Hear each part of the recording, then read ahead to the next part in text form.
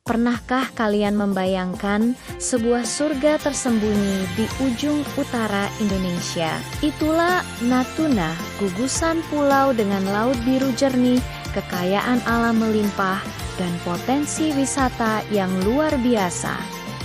Tapi, ada sebuah ironi yang menyelimuti surga ini.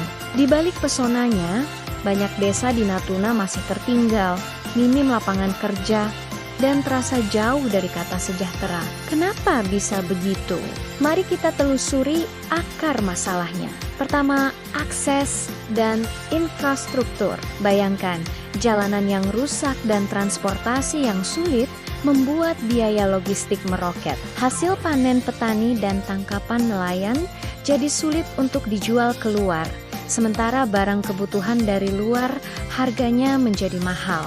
Roda ekonomi pun berputar sangat lambat. Kedua, ketergantungan pada sektor terbatas. Sebagian besar warga hanya mengandalkan pekerjaan sebagai nelayan tradisional, petani, atau buruh proyek pemerintah yang sifatnya sementara. Industri kecil dan usaha mandiri sulit berkembang karena kurangnya modal, pengetahuan, dan dukungan pasar. Anak-anak muda di desa juga banyak yang belum punya keterampilan digital atau keahlian modern yang dibutuhkan zaman sekarang. Ketiga, pengelolaan sumber daya alam. Natuna memang kaya minyak, gas, dan hasil laut. Tapi sayangnya, seringkali manfaat terbesarnya tidak dirasakan langsung oleh masyarakat setempat. Dana desa yang seharusnya menjadi motor penggerak pun kadang belum optimal. Lebih banyak habis untuk proyek fisik tanpa menciptakan perputaran ekonomi yang berkelanjutan. Tapi, jangan pesimis dulu, setiap masalah pasti ada solusinya. Kunci pertama adalah konektivitas. Pemerintah perlu mempercepat pembangunan jalan, pelabuhan kecil, dan yang terpenting, jaringan internet merata. Internet bukan lagi kemewahan, tapi kebutuhan untuk membuka akses pasar dan informasi. Selanjutnya, kita harus mendorong ekonomi lokal dari bawah. Adakan pelatihan wirausaha, bantu akses modal untuk UMKM, dan ciptakan platform digital khusus untuk produk Natuna. Bayangkan, ikan olahan, kerajinan tangan, atau hasil tani Natuna bisa dijual langsung ke seluruh Indonesia lewat online. Selain itu, dana desa harus lebih produktif. Dialokasikan untuk mendirikan unit usaha desa atau BUMDes yang benar-benar bisa menciptakan lapangan kerja baru. Pendidikan juga tak boleh dilupakan.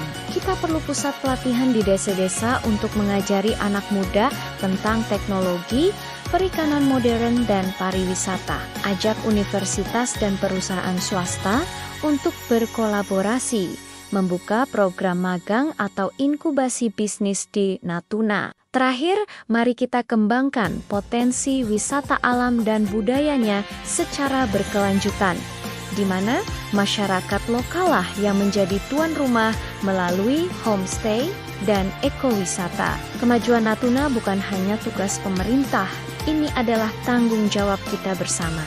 Desa bisa maju jika warganya bersatu, jujur, dan punya kemauan untuk berubah.